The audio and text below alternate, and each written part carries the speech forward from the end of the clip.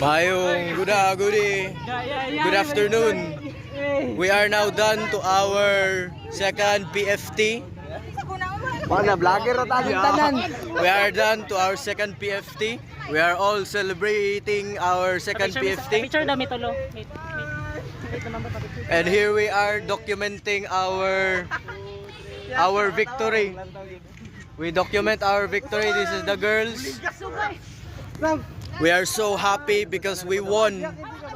We won.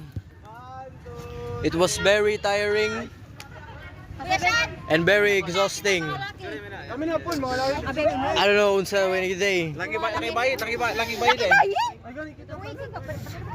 Lucky Bay.